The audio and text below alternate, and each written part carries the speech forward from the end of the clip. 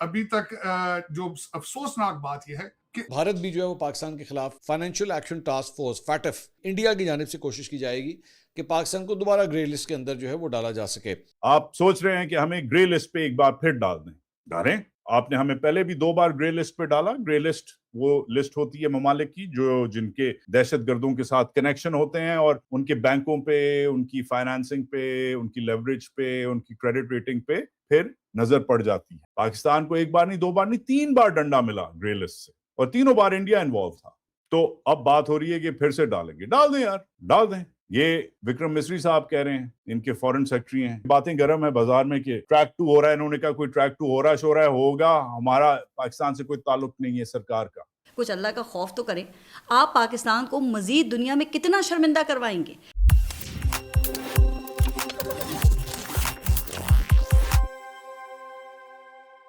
नमस्कार दोस्तों, ताज़ा खबर के एक और नए वीडियो पर आप सभी का फिर से स्वागत है.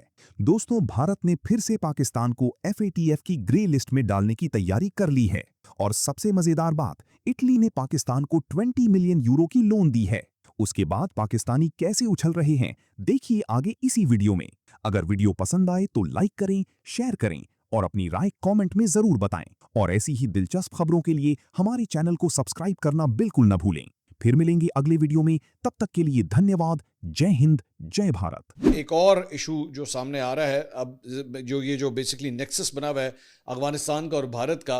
अब भारत के अंदर भारत भी जो है वो पाकिस्तान के खिलाफ क्या कुछ करने जा रहा है, ज़रा वो भी मैं आपको बताऊंगा. इनकी एक मीडिया आउटलेट है फर्स्ट पोस्ट, उसने क्या लिखा है, उसने खुद मतलब डिक्लेयर किया है ये बात कि क्या करने जा रहे हैं.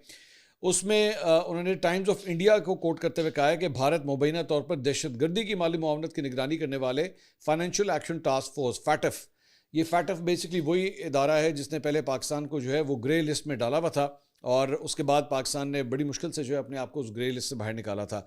तो अब वो ये कह रहे हैं कि जी अक्टूबर में फैटफ का जो है वो दोबारा इजलास होना है और उसमें कोशिश की जाएगी, इंडिया की जानिब से कोशिश की जाएगी कि पाकिस्तान को दोबारा ग्रे लिस्ट के अंदर जो है वो डाला जा सके.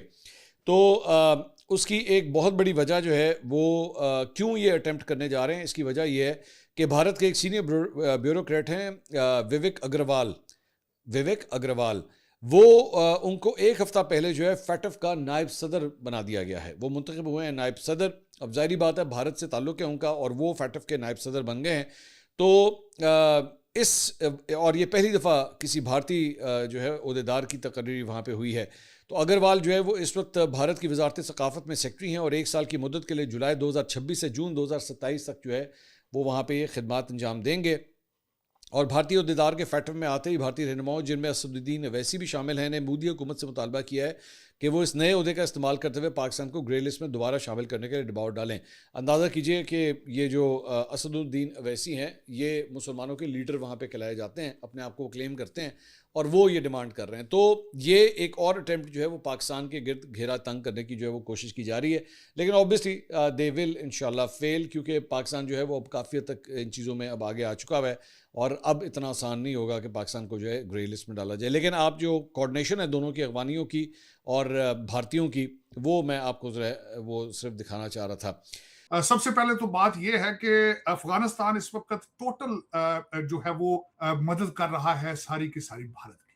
जो ड्रोन 4 गिरे हैं वो, और उसका ये भी पता चला है, पाकिस्तान से खबरें हैं कि वो भारत से बन के भारत मेड हैं और ये ट्रेनिंग अभी कर रहे हैं कि ये किस डायरेक्शन में जाते हैं, आपको पता होना चाहिए.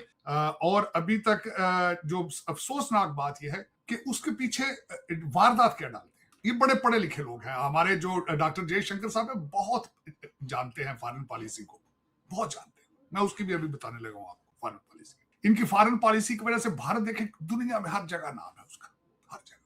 उस ये भी इस पे भी. और देखिए ये तालिबान से दोस्ती है. ये तालिबान, मैं 1000 दफा कहता हूं, सोमनाथ के मंदिर तो एक मंदिर था, इन पठानों ने 6500 मंदिर तोड़ा था हिंदुस्तान के अंदर, जिनके साथ इनकी दोस्ती है. चले कोई ऐसी बात नहीं. देखें कहते ना हालात के साथ, वाकयात के साथ जज्बात बदलते रहते हैं, कोई फर्क नहीं पड़ता. लेकिन पाकिस्तान इसका भरपूर जवाब देगा, आज देगा, पहले भी दिया. वारदात ये डालते हैं, कहते हैं खुरासान, ये दाइश खुरासान के पीछे हम गए हैं. ये टेक्निकल चीज है और ये आगे फ्यूचर में क्या करने वाले हैं मेरे भाईजान जो भारत से इस वक्त जो कोशिशें कर रहे हैं बहुत ज्यादा इस वक्त पाकिस्तान को जो है उनकी तरक्कियों पे हमला करने के लिए तैयारी कर रहे हैं। फैटफ में एक हमारे भारतीय भाईजान जो है वाइस प्रेसिडेंट लेवल पे पहुंच गए हैं और सुना है कि अब ये तैयारी कर रहे हैं कि फैटफ की मीटिंग अगली में पाकिस्तान के ऊपर एलिगेशन कर। लेकिन मैं मशवरा दूंगा पाकिस्तानी भाइयों को, इस दफा अच्छी सी लॉबी हायर करें, यहाँ पे वाशिंगटन डीसी में अच्छे से वकील हायर करें। अगर खुद नहीं कर सकते मैं उनकी मदद कर सकता हूं, इनके ऊपर फैटफ के वही चार्जेस लगाएं बीएलए को सपोर्ट करने के और तालिबान को सपोर्ट करने के लिए। तालिबान जो और दूसरा कई ऐसी ऑर्गेनाइजेशंस हैं इस वक्त जो अफगानिस्तान के अंदर जो बैन है, जो इस वक्त अमेरिका की बैन लिस्ट में दहशतगर्द तंजीमें, उनको सपोर्ट करने पे भारत के ऊपर एक भरपूर इनकी कोशिश करनी चाहिए कि भारत को फैटफ में लाया जाए पाबंद। जिस तरह ये कश्मीर में पोक करते हैं, जिस तरह कलपोषण भाईजान मिले थे हमें, वो भी पाकिस्तान में बैठे, उसका केस यहाँ पे रखें सामने लाके फैटफ के कि ये देखो ये इन लोगों का भयानक चेहरा क्या है। वैसे भी पाकिस्तान इस वक्त तरक्की की मनाजिल तय कर रहा है। पहले तो हम सिर्फ IMF से ये 7-8 अरब डॉलर की 3 साला प्रोग्राम के मुआहदे किया करते थे ना, और फिर हर जायज़े के बाद कोई 1.5 अरब डॉलर की किस्त हमें मिल जाया करती थी। फिर वर्ल्ड बैंक और वो एशियन डेवलपमेंट बैंक वगैरह वगैरह से भी कर्ज़े हम लेते रहे हैं। लेकिन अब तो कमाल ही हो गया जनाब, पाकिस्तान ने अब इटली से भी कर्ज़ा मांग लिया है, और कितना कर्ज़ा लिया है ये जानकर आपके होश उड़ जाएंगे। जी हाँ, एक खबर के मुताबिक पाकिस्तान और इटली के दरमियान 20 मिलियन यूरो यानी कि सिर्फ 6.3 अरब रुपए के रियायती कर्जे के मुआहदे पर दस्तखत हो गए हैं।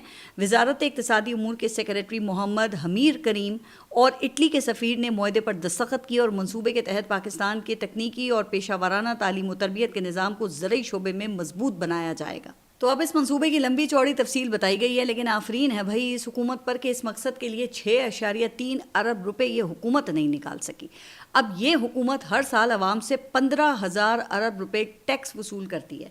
पेट्रोलियम लेवी की मद में हुकूमत और ये जो पेट्रोल कंपनीज़ हैं इन्होंने मिलकर अरबों का मुनाफा बनाया है, लेकिन इस मकसद के लिए हमारी हुकूमत 6.3 अरब नहीं निकाल सकती। और वजारत इक़्तिसादी उमूर को इटली से सिर्फ 20 मिलियन यूरो के लिए एक मुआहदा करना पड़ गया। अरे भाई इतनी रकम तो हर साल शायद हमारी पार्लियामेंट, वज़ीर आज़म हाउस, ऐवान सदर, सूबाई असम्बलियाँ, गवर्नर हाउसेस वगैरह के सालाना अखराजात में लग जाती होगी। कुछ अल्लाह का खौफ तो करें। आप पाकिस्तान को मज़ीद दुनिया में कितना शर्मिंदा करवाएंगे। अब इस तकरीब के लिए यूं फ़ख्र से तस्वीर बनवाई गई जैसे कोई बहुत बड़ा कारनामा इन्होंने सरअंजाम दे दिया हो। हालांकि हकीकत में ये इतनी मामूली रकम से ना ज़राअत की समत बदलती है, ना आवाम की ज़िंदगी में कोई नुमाया फ़र्क आता है।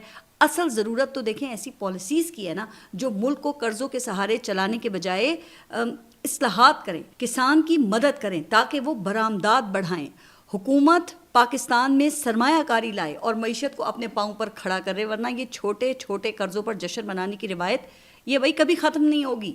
वैसे जिस किसी ने भी इस मकसद के लिए इटली से 2 करोड़ यूरो कर्ज़ा लेने के बारे में सोचा, उसकी अकल और उसके विजन दोनों को सलाम है। और अगर इस कर्जे की पेशकश वो ये इटली की तरफ से की गई थी तो जिसने कबूल कर लिया उसको भी सलाम है। वैसे अगर हुकूमत इस किस्म के ये छोटे मोटे कर्जे ये दुनिया के तमाम ममालिक से लेने लग जाए ना तो हम जल्द ही पता है पाकिस्तान का पूरा कर्जा उतार सकते हैं, क्योंकि दुनिया का कोई भी मुल्क ये 2 करोड़ यूरो तक का कर्जा तो हमें तर्स खा कर ही दे देगा। बल्कि इतना कर्जा तो सिर्फ ये IMF और वर्ल्ड बैंक के बगैर किसी किस्म के सख्त शराइत के ही वैसे ही दे दिया करेंगे।